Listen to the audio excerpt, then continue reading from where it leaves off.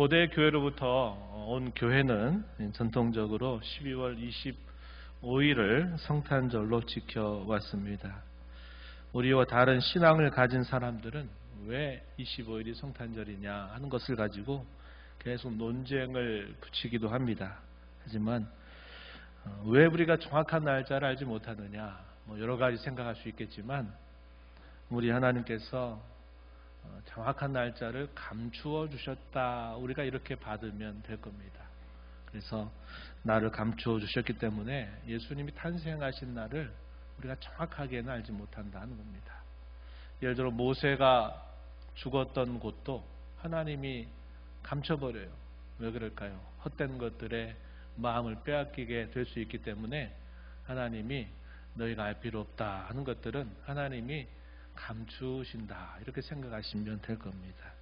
그래서 우리가 25일을 고대 교회로부터 성탄절로 우리가 지켜온 것에 대해서 날짜 같은 논쟁 가지고 괜히 괜한 그런 힘을 들일 필요가 없다는 겁니다. 중요한 것은 우리가 한 날을 정해서 예수님이 이 땅에 탄생하셨다고 하는 이 사실이 분명한 역사적인 사실이라고 하는 것과 함께 그 사실이 저와 여러분에게 어떠한 의미를 주고 또 어떠한 은혜를 주는가 하는 것을 우리가 주목하는 것이 마땅하다 하겠습니다. 성탄절, 예수님의 탄생하신 날을 우리가 기념하는 날이 됩니다. 예수님의 탄생은 인류 역사의 중심이다 하는 사실은 우리가 세상의 역사를 통해서도 알고 있는 바입니다. 역사를 우리가 나눌 때 주님 오시기 전 그리고 주님 오시고 난 후에서 비포라는 말, 비포 크라이스트, 아노 도미니라고 하는 말을 통해서 예수님이 오시기 전 몇 년 전이냐, 또 예수님이 오시고 난 후에 몇 년이냐라는 것으로 우리가 연대를 추산하고 있습니다. 그것은 하나님께서 이 땅에 구주 예수 그리스도를 보내신 것이 인류 역사의 중요한 분기점이 된다는 사실을 보여주고 있는 바다 하는 겁니다. 하지만 저와 여러분에게 무엇보다도 이 성탄절은 하나님의 아들 곧 하나님께서 우리와 같은 사람이 되셨고 우리와 같은 사람이 되심으로써 저와 여러분과 영원히 함께 하신다고 하는 놀라운 사건이 바로 이 성탄절이라고 하는 사실입니다. 우리가 그 옛날에 야곱이 형 에서의 무서움을 피해서 그가 도망을 치다가 루스라고 하는 땅에 도착했을 때 그야말로 피난처도 구할 수 없는 그때 돌을 베고 잠을 청한 중에 그 꿈속에서 하늘과 땅이 닿는 사닥다리를 보게 되고 그 사닥다리로 천사들이 오르락 내리락 하는 것을 그가 보면서 그가 깨달음 얻죠. 그 깨달음이 뭐였습니까? 여기에도 하나님이 계시는구나. 혈혈단신으로 홀로 도망치는 걸음을 떠나갈 때 아무도 그의 곁에 함께 하지 못했지만 하나님이, 내 아버지 하나님이 내가 있는 이곳에도 하나님이 함께 계시는 곳이구나 하면서 그 루스라고 하는 지역의 이름을 베델, 하나님의 집이다라는 이름을 짓게 되었던 것처럼 예수님께서 이 땅에 탄생하신 사건은 하늘과 땅을 이어주는 겁니다. 우리와 하나님을 하나로 묶어주는 일을 하신 놀라운 일이다 하는 겁니다. 오늘 우리가 이 마태복음을 통해서 이런 예수님의 탄생을 생각하려고 합니다. 제목을 임마누엘 우리 주님, 이렇게 제목을 정해 봅니다. 이 말씀을 통해서 오늘 이 성탄절을 맞아 저와 여러분이 하나님께로부터 받는 놀라운 복이 무엇인가 다시 한번 마음에 되새기면서 이러한 복을 품고 남은 삶을 하나님 앞에 살아가게 되기를 바랍니다. 먼저 우리가 성경을 보게 될 때 주요한 특징 한 가지가 있어요. 그건 뭐냐면 성경에서 실제적으로 일어나고 있는 사건과 그 성경이 기록이 되는 시점이 분명하게 차이가 있다고 하는 겁니다. 우리도 마찬가지죠. 우리가 어떤 일들을 실제로 경험했던 일을 어느 정도 시간이 지나고 난 다음에 그것을 기록하게 되듯이 성경도 마찬가지로 실제적으로 역사 속에서 일어났던 그 사건과 동시에 기록으로 남는 경우는 없어요. 되게 먼저 사건이 일어나고 그리고 후대에 그것에 대한 기록으로 남겨져서 보존돼서 오고 오는 모든 교회가 하나님의 말씀을 읽는다 하는 사실입니다. 예외적인 경우도 있어요. 어떤 경우일까요? 예언 같은 경우는 조금 다르죠. 반대의 경우가 될 겁니다. 예언은 먼저 하나님이 어떻게 하시겠다라고 하는 말씀을 선지자가 받아서 그 말씀을 기록을 하죠. 그러면 시간이 흘러가다가 어느 때가 되면 그 예언했던 실제 사건이 일어나게 된다는 겁니다. 예언 같은 경우는 반대가 되지만 대부분의 성경은 사건이 있고 나서 기록이 따르고 있다 하는 겁니다. 복음서는 어떨까요? 복음서도 마찬가지입니다. 복음서도 예수님이 땅에 탄생하시고 또 그가 3년 공생의 생애를 보내시고 하늘로 다시 승천하시는 이 사건이 실제로 일어났던 일과 또 그 일어났던 일들에 대한 사도들의 이 기록은 시간적인 차이가 상당히 벌어집니다. 적어도 약 30여 년 정도의 세월, 이 정도가 흘러가고 난 다음에 이 복음서가 기록이 됩니다. 그래, 이 마태복음이 언제쯤 기록됐을까라고 할 때 우리가 이른 시기로 보는 경우들도 있지만 대다수의 성경학자들은 약 주 한 60년 정도 그때 즈음에 기록되었을 것이다 이렇게 말합니다. 예수님께서 약 30세 정도에 승천하시고 나서 얼마가 흘렀어요? 그렇죠. 한 30년 정도의 시간이 흐른 겁니다. 왜 이렇게 늦게 기록이 됐을까 싶은데 이렇게 30년 사이에 어떤 일이 벌어졌느냐 하면 우리가 아는 초대교회의 역사가 그 시간 동안에 펼쳐졌다는 것을 알게 됩니다. 소위 사도행전에서 기록하고 있는 사건들이 역사 선상에서 실제로 일어나고 있는 그때에 사도 마태가 이 마태복음서를 주 한 60년경에 기록을 했다는 거예요. 예루살렘으로부터 시작된 예수 그리스도의 복음이 처음에는 예루살렘으로부터 복음이 전파되다가 나중에는 유대와 사마리아 지역으로 퍼져가죠. 그리고 또 어디까지 퍼져가냐면 로마 제국 곳곳에 이 복음이 퍼져서 이 복음의 전파와 함께 교회가 세워지는 역사가 일어나게 됩니다. 교회의 성장과 확장이 일어나기도 하지만 또 그것과 함께 거센 반대가 또 함께 일어나기도 했습니다. 그래서 처음에는 유대주의자들에 의해서 많은 반대와 어려움을 당합니다. 같은 신앙 같은데 전혀 다른 신앙의 모습을 가지고 있었다는 거죠. 메시아를 기다렸다고 말하지만 메시아가 왔더니 실제로 그 메시아를 배척했고 그 메시아를 따르는 사람들을 박해하는 일들에 앞장섰던 사람들이 유대주의자들이었습니다.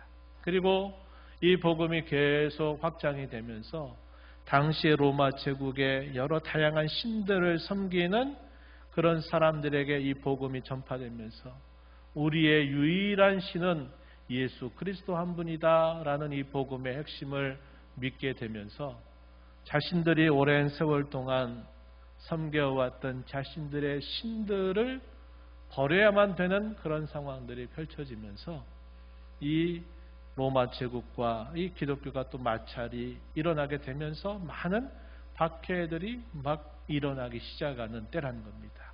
그렇게 박해 가운데 있을 때 사도 마태가 복음서의 내용을 기록을 하고 있다 하는 겁니다. 이 복음서를 기록한 이유가 뭐겠어요?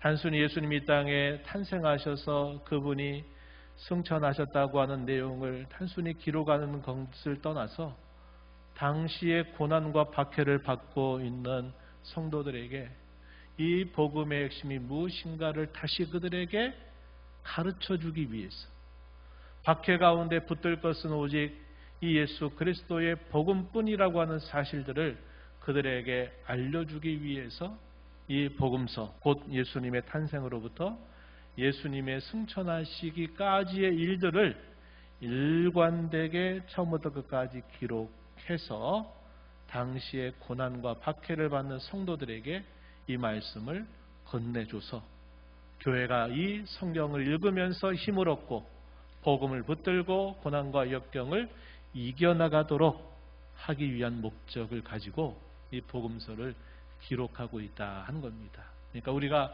성경을 볼 때 단순히 평변적으로 예수님의 탄생 사건이 있었으니까 그때 탄생에 대해서 기록했고, 공생에 어떤 사건이 있었으니까 그때 또 기록하고, 사건과 동시에 기록된 것이 아니라 그 사건은 이미 다 있었던 그 사건들. 물론 사도 마태는 자기가 부름받고 난 이후로부터 3년 세월 동안 예수님과 동고동락을 하면서 함께 보냈어요.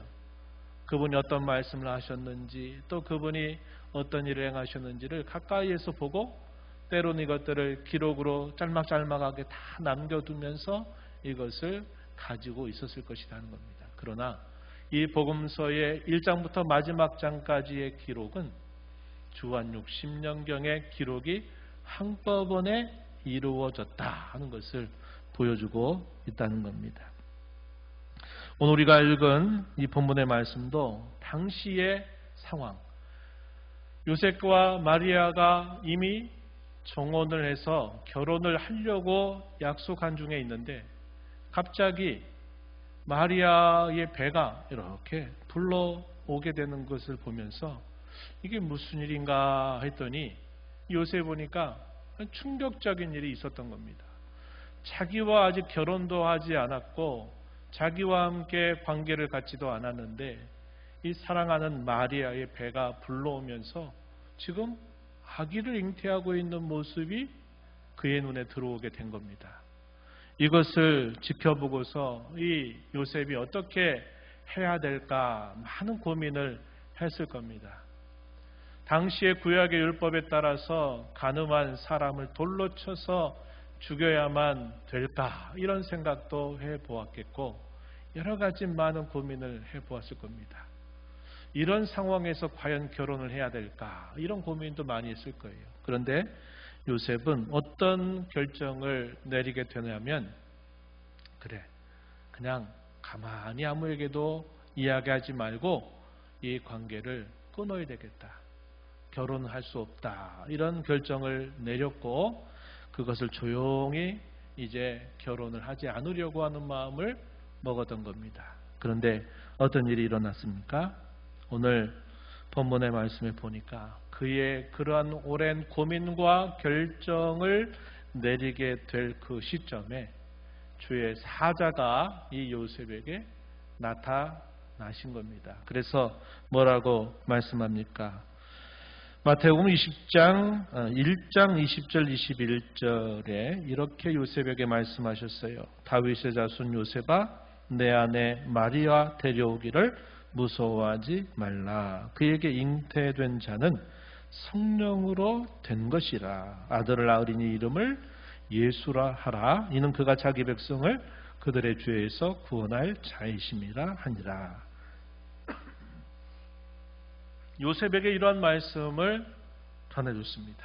이것도 너무 놀라운 일이죠. 아니 이런 일이 어떻게 가능할까 싶은데 주의 사자가 그에게 나타나서 이런 말씀을 하시니까 이 요셉도 천성이 착하고 믿음의 사람이었기 때문에 그런 말씀을 그대로 받아들이게 됩니다. 물론 혼란스러웠겠고 많은 고민을 했겠지만 하나님의 말씀이라고 하는 사실들을 그가 듣고서는 이제 그 말씀을 따라 순종하면서 마리아를 결국 자신의 아내로 데려오게 됩니다. 오늘 우리가 읽은 본문의 마지막 부분에 그 이야기를 소개하죠. 요셉이 잠에서 깨어 일어나 주의 사자의 분부대로 행하여 그의 아내를 데려왔으나 아들을 낳기까지 동침하지 아니하더니 나음의 이름을 예수라 하니라. 그 아기를 낳을 때까지는 관계를 갖지 않았다는 겁니다. 그래서 그 낳은 아기의 이름을 일러준 것처럼 예수라고 이름을 지었다. 이렇게 말해주고 있는 겁니다. 이것이 오늘 우리가 읽은 본문 속에서 실제로 예수님의 탄생 사건에 있었던 이야기를 사도 마태가 기록한 것입니다. 그런데 우리가 읽은 본문 중에서 22절, 23절 말씀을 보시면은 이런 말씀이 기록되어 있어요. 22절에 이 모든 일이 된 것은 주께서 선지자로 하신 말씀을 이루려 하심이니 이르시되 보라 처녀가 잉태하여 아들을 낳을 것이요 그의 이름은 임마누엘이라 하리라 하셨으니 이를 번역한즉 하나님이 우리와 함께 계시다 함이라. 이미 사건은 예수님 탄생 시에 실제로 일어났던 사건인데 사도 마태가 거기에다가 일종의 주석을 곁들였어요. 그 주석의 내용이 우리가 읽은 22절, 23절에 기록된 내용입니다. 언제일까요? 언제 주석을 넣었을까요? 언제 넣었을까요? 이 복음서를 기록할 때 넣은 겁니다. 제가 대략 몇 년이라 그랬어요? 주후 한 60년경 이때 이 복음서를 쭉 기록을 한 거예요. 기록을 하면서 30여 년 전? 아니죠. 한 60여 년 전에 실제로 있었던 그 실제 사건에 대한 기록과 그리고 한 60년이 지나고 나서 그가 펜을 들어서 이 복음서를 쓸 때 60년 차이라고 하는 것이 벌어지지만 그것에 대해서 이렇게 각주를 달았다는 겁니다. 우리가 아는 바와 같이 예수님과 함께 3년 공생의 3년을 살았던 제자들도 예수님이 하신 말씀을 알아듣는 게 거의 없었어요. 예수님이 하신 일들은 다 봤습니다. 놀라운 기적들, 죽은 사람이 일어나고 귀신들이 쫓겨나가고 또 불치병에 걸린 사람들이 낫기도 하고 사람들이 그 예수님 때문에 즐거워하고 기뻐했던 많은 일들을 실제로 함께 보기는 했지만 예수님이 하신 말씀에 대한 깨달음은 대단히 미미했습니다. 근데 예수님이 무슨 말씀하셨냐면 십자가를 지시기 전날 밤 다락방에서 이런 말씀하셨죠. 내가 떠나가는 것이 너희에게 유익하다. 내가 떠나가면 또 다른 보혜사가 너희에게로 와서 내가 너희에게 한 말을 기억나게 하고 가르칠 것이다. 이렇게 말씀합니다. 너희를 인도할 것이다 라고 말씀하셨어요. 그리고 실제로 예수님이 승천하시고 나서 한 10일 정도 지난 다음에 유대인의 큰 명절이었던 오순절날 성령께서 마가다락방에 모여있는 신자들에게 충만히 강림하시게 되는 사건과 함께 그들이 외국어를 말하기 시작하죠.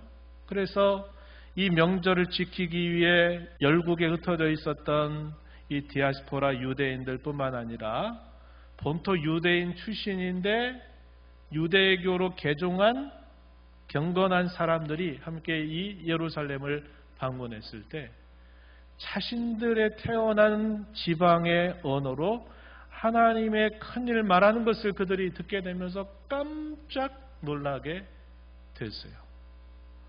그리고 그런 일들에 대해서 적지 않은 사람들이 비방했어요. 야, 쟤네들 술 취하더니 엉뚱한 소리 해댄다. 그렇게 말했어요. 당시 이 유대인들은 그 말을 알아들을 리가 없죠. 그들에겐 다 모르는 말이죠. 그러나 본토에서 온 사람들은 그 말을 알아듣는 거예요. 저들이 술 취했다라고 비방할 때 베드로 사도가 그들 가운데서 일어나가지고 설교를 합니다. 이건 그게 아니다. 이 베드로 사도의 그때 설교의 내용을 들어보면 예수님이 함께 계셨을 때 그가 깨달았던 것과 예수님이 승천하시고 나서 50일 정도 지나가지고 성령의 충만함을 입고 난 다음에 그가 하는 말은 너무나도 달라요. 놀라운 깨달음이 성령의 강림과 함께 있게 되었다고 하는 것입니다. 이러한 일들이 있었다는, 그리고 30년 세월이 흘러가면서 사도들은 주의 말씀의 참뜻이 무엇인가를 깊이 알아가면서 흔들리고 박해 가운데 있는 교회와 성도들을 말씀으로 붙드는 일들을 계속하고 가르치는 일들을 했다고 하는 것입니다. 그래서 그렇게 보낸 세월이 30년 정도의 시간이 흐른 다음에 이 복음서를 쓸 때 이러한 실제 사건이 있었는데 이 사건은 이러이러한 뜻이다라고 사도가 각주를 달아주는 이야기가 우리가 읽은 22절과 23절에 소개되고 있는 말씀이 된다 하는 겁니다. 뭐라고 얘기했습니까? 이사야 선지자의 예언의 말씀, 이사야서 7장 14절에 있는 말씀을 인용해서 그 말씀이 바로 이 예수님이 탄생했던 그때 이 예언의 말씀이 성취되었던 일이다라고 사도 마태가 기록을 통해서 각주를 달아준 겁니다. 그리고 그 뜻이 뭐냐 소개해 주기를 임마누엘이라고 말하면서 그 의미는 하나님이 우리와 함께 계시다라는 뜻이다라고 설명을 해줍니다. 히브리어로 이 임마누엘이라고 하는 말이 그런 말이에요. 함께, 우리와, 누엘, 하나님이 우리와 함께라고 하는 그 뜻을 담고 있는 말이 바로 이 임마누엘이라고 하는 말의 뜻이 되고 있다는 겁니다. 사도 마태가 이 말씀을 기록할 때 그때 우리에게 임마누엘의 주님으로 오셨던 그 주님이 하늘로 승천하시고 나서 그러면 그분은 더 이상 우리와 함께 계시지 않느냐라고 물어볼 수 있을 텐데 사도 마태는 어떻게 말하는 겁니까? 그때 우리와 함께 하신 예수 그리스도는 지금도 나와 함께, 지금도 우리와 함께 계시다 하는 사실을 지금 말해주고 있다고 하는 것입니다. 몸으로는 분명히 그분은 하늘로 승천하셨지만 그러나 그분은 여전히 그가 하늘로 올라가시고 나서 30년 세월이 흘러 사도행전의 역사가 계속 진행되고 있는 동안에도 계속 그분은 우리와 함께 임마누엘로의 주님으로 함께 하시고 계시다 하는 사실을 말해주고 있다 하는 겁니다. 이 말이 어디로부터 유래했느냐? 사도 마태가 소개하기를 이사야 선지자의 글에서 인용된 것임을 밝혀줍니다. 이사야서 7장 14절에 그러므로 주께서 친히 징조를 너희에게 주실 것이라. 보라 처녀가 잉태하여 아들을 낳을 것이요 그의 이름을 임마누엘이라 하리라. 거의 문구 그대를 가져왔습니다. 임마누엘의 말이 등장하게 된 배경의 내용에는 당시 분열왕국 시대의 역사적인 상황이 있었습니다. 주전 735년경에 남조와 북조가 갈라져 있는 상태에 있을 때 당시의 남조와 북조 사이의 관계가 좋지 않았습니다. 안 좋았어요. 같은 민족이죠. 같은 피를 나눈 민족인데 북쪽에는 이스라엘로 남쪽에는 유다가 자리를 잡고 있었는데 그때의 이 유다의 왕이 누구냐면 악명 높은 왕이었어요. 아하스라고 하는 유다 왕이 다스리고 있었을 때였습니다. 유다 왕조사에서 악한 왕으로 구별할 때 등장하는 이름이죠. 그가 누구의 아버지일까요? 히스기야의 아버지입니다. 히스기야 아버지. 그런 아버지에게서 히스기야 같은 아들이 나올 줄이야 누가 알았겠습니까만 이 아하스가 바로 그런 악한 왕의 대명사 같은 인물이었어요. 근데 그때 이 북조의 이스라엘 나라의 왕이 누구였냐면 베가라고 하는 왕이었습니다. 이 베가와 당시 아하스의 관계가 좋지 않았어요. 그러니까 이 북조 이스라엘 나라의 왕 베가가 당시 아람 나라와 손을 잡아요. 당시 아람 나라 왕인 르신이라고 하는 왕이었습니다. 동방에서 유다를 침공하려고 했어요. 그러자 이 아하스 왕이 어떻게 합니까? 자기도 안 되겠다 싶어가지고 당시 아수르라고 하는 나라, 세력이 아주 커져가고 있는 이 아수르 나라와 동맹을 해서 이 북이스라엘 나라와 더불어 싸우려고 그가 마음을 정하게 됩니다. 그 당시에 누가 있었을까요? 이사야 선지자가 있었습니다. 유다 땅에 있었던 이사야 선지자가 하나님의 말씀을 이 아하스 왕에게 전해요. 이 두 나라, 북이스라엘 나라와 아람 나라는 마치 연기 나는 두 부직갱이에 지나지 않는다. 그루터기에 불과하다라는 하나님의 말씀을 전하면서 두려워하지 말고 아수르와 동맹하려고 하지 말고 하나님을 의지하라고 촉구하게 됩니다. 그렇지만 당시 야스 왕이 이사야의 말을 들었을까요? 안 들었을까요? 안 들었어요. 안 들었습니다. 이사야 7장 9절 하반절에 만일 너희가 굳게 믿지 아니하면 너희는 굳게 서지 못하리라 하는 말씀을 아하스 왕에게 전달해 주었습니다. 근데 이 아하스는 그 말씀을 믿지 않아요. 하나님께서 그러자 이사야 선지자를 통해서 그렇다면 그 말이 참된 줄 확인시키기 위해서 네가 징조를 구하게 된다면 내가 그 징조마저도 들어주겠다는 말씀을 전달해 주십니다. 그런데 아하스는 그 말을 듣고도 징조를 구했을까요? 안 구했을까요? 안 구했습니다. 이게 무슨 말이에요? 나는 처음부터 끝까지 하나님의 말씀 안 들어. 이런 자세를 아하스 왕이 보인 겁니다. 그때 하나님께서 이사야를 통해서 일부러라도 하나의 징조를 베풀어 주시겠다라고 말씀하셨어요.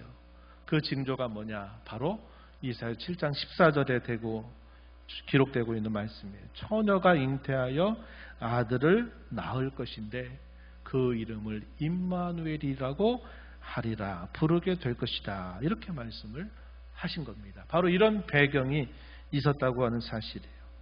이 아하스에게 주셨던 그 임마누엘 아기에 대한 이 징조가 어떻게 실현됐을까 할 때 우리는 두 가지로 생각해 볼 수 있는데, 하나는 가까운 미래에 성취되었던 사실을 하나 생각해 보고, 또 하나는 궁극적으로 성취된 사실을 또 생각해 보게 됩니다. 가까운 미래에 성취된 사실들에 대해서는 이렇게 표현되어 있어요.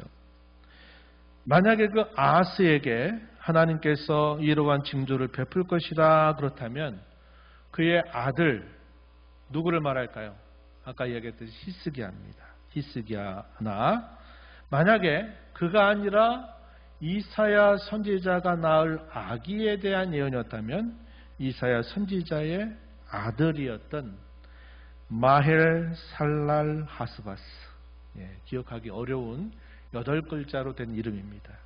이 아들, 노략이 빠르다라는 이름을 가지고 있는 그런 이름입니다. 이 히스기야나 혹은 이사야의 아들이 그 징조로 태어난 아기가 되었다는 것을 통해서 성취되었다는 겁니다. 그러나 원래 궁극적으로 성취될 이 사실은 사도 마태가 소개한 것처럼 이 임마누엘 아기는 그 역사의 짧은 성취를 넘어서 700여 년이 지나 이제 하나님께서 오리라 말씀하신 그 메시아의 탄생에서 이 예언이 참되게 성취되었다는 사실을 말해주고 있다는 겁니다.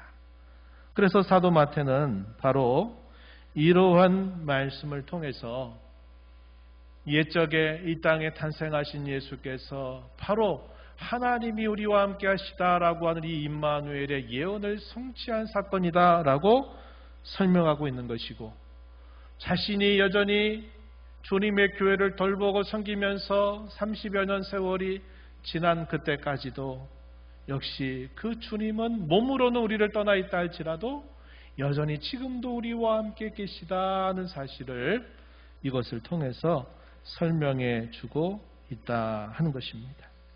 우리가 여기서 한 가지 또 생각해 볼 게 뭐냐면, 이 임마누엘이 하나님이 함께 하신다라고 하는 이 약속의 말씀은 그러면 예수님이 탄생하실 때 비로소 처음 있게 된 사실이냐라고 물을 때는 그건 아니다 이 말이에요.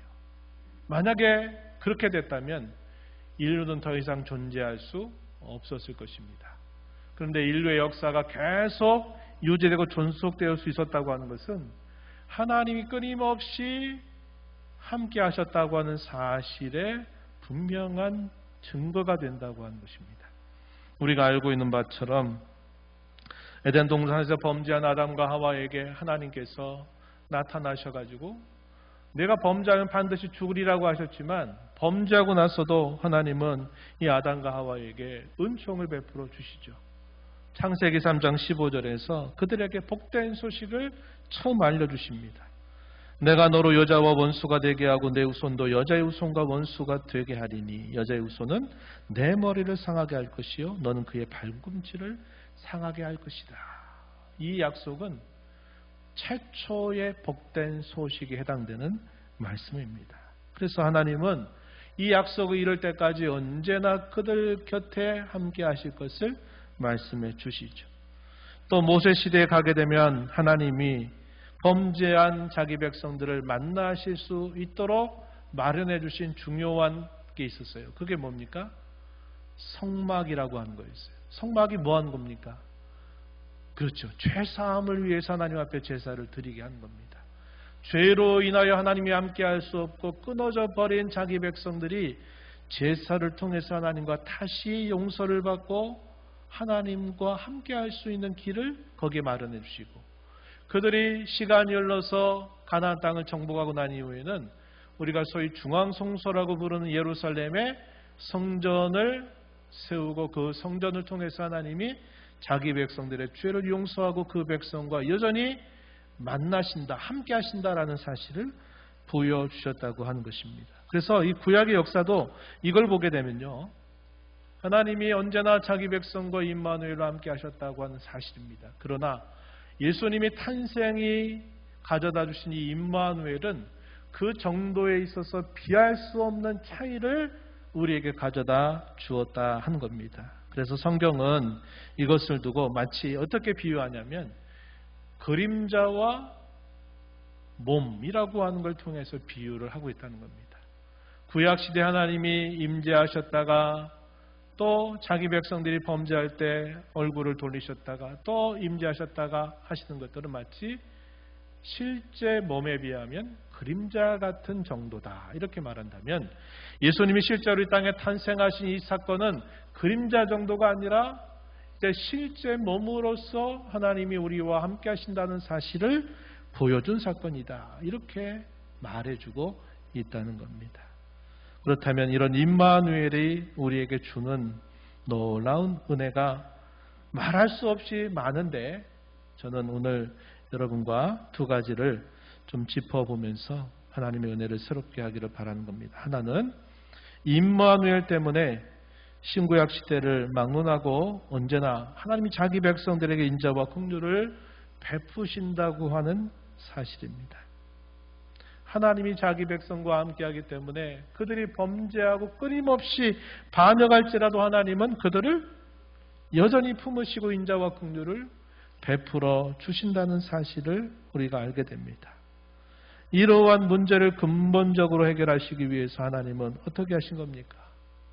하나님과 우리 사이의 유일한 중보자이신 예수님을 이 땅에 탄생하게 하셔서 그분이 십자가에 죽으시고 부활하신 이 사건을 통해서 아주 확고한 사실을 하나님이 인류 역사에 새겨 두셨다고 하는 겁니다. 그래서 하나님은 끊임없이 범죄하는 자기 백성들, 끊임없이 범죄하는 저와 여러분을 위해서 이 임마누엘의 복으로 함께 하셔서 우리에게 한량없이 인자와 긍휼과 자비를 한량없이 더해 주신다 하는 것을 우리는 알게 되는 겁니다.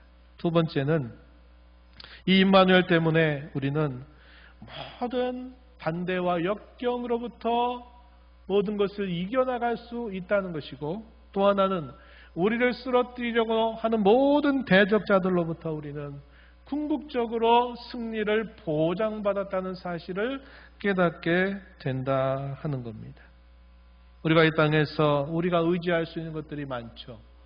우리의 건강이나 우리의 재물이나 우리의 소유나 우리의 지위나 우리의 지혜, 이런 것들이 우리에겐 큰 의지할 대상들이 된다고 생각합니다. 그러나 그것이 언제나 그렇게 되지는 못한다는 것을 우리 또한 알 수 있다는 겁니다.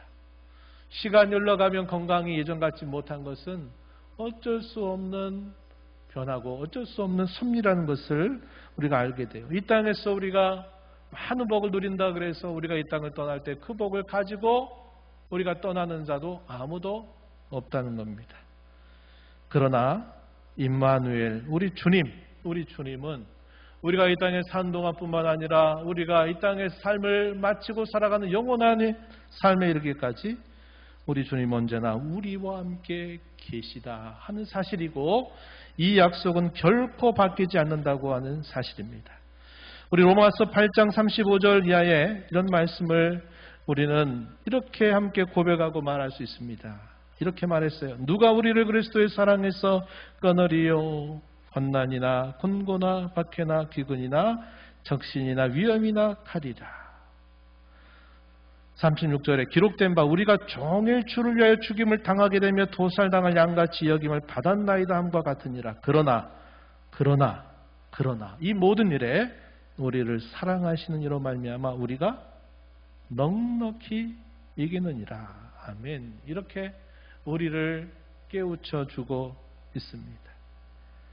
임마누엘의 하나님이 우리에게 베푸시는 그의 인자와 긍휼은 언제나 영원토록 우리와 함께 하시기 때문에 환난, 곤고, 박해, 기근, 적신, 위험이나 칼, 심지어 죽음, 그런 것들도 임마누엘의 주님 그 사랑으로부터 끊을 것은 아무것도 없고, 우리는 넉넉히 임마누엘의 그 은혜를 통해서 이기게 된다. 이렇게 성경은 우리에게 가르쳐주고 있습니다. 지나온 한 해의 삶을 돌아보십시오. 지나온 우리의 인생을 생각해 보십시오. 우리가 어떻게 죽을 것 같은 그 외로움과 고통과 상처와 아픔으로부터 이겨날 수가 있었습니까? 그냥 시간이 약이다라고 말할 것입니까? 그렇지 않아요. 우리 주님이 언제나 우리와 함께 하셨기 때문에 우리가 여기까지 온 것입니다. 우리가 새로운 한 해를 또 기대하고 출발하려고 합니다. 또 새로운 한 해 가운데 우리가 어떤 일을 만나게 될지 아무도 몰라요. 그러나 우리에게는 확신이 있어요.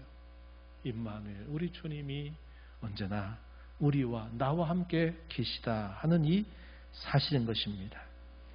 예수님의 탄생으로 말미암아 저와 여러분에게 주신 이 임마누엘의 복을 우리가 다시 한번 되새기면서 저와 여러분을 향한 한량없는 사랑, 한량없는 용서, 끊임없이 우리와 함께 하심을 통해서 우리에게 궁극적으로 승리를 안겨다 주실 우리 주님을 우리가 기뻐하고, 그 놀라운 사실을 우리 가슴에 품고 살아가는 저와 여러분이 된 것을 감사하면서 주님과 언제나 함께 하겠다는 결심을 갖고 살아가게 되기를 축원합니다. 하나님 아버지 감사합니다. 성탄절을 맞아 이 땅에 오셔서 임마누엘의 주님으로 언제나 저희와 함께 하시는 은혜를 함께 묵상하고 생각하고 깨닫게 하시니 감사합니다. 저희들을 언제나 사랑하셔서 우리의 모든 죄를 도말하실 뿐만 아니라 모든 대적들로부터, 모든 환경과 여건과 모든 일들로부터 넉넉하게 이기게 하실 임마누엘의 주님을 인하여 기뻐하며 저희들이 늘 그 주님을 찬양하며 주님과 함께하기를 다짐하며 살아가는 저희 모두가 되게 해 주옵소서. 예수님 이름으로 기도하옵나이다. 아멘.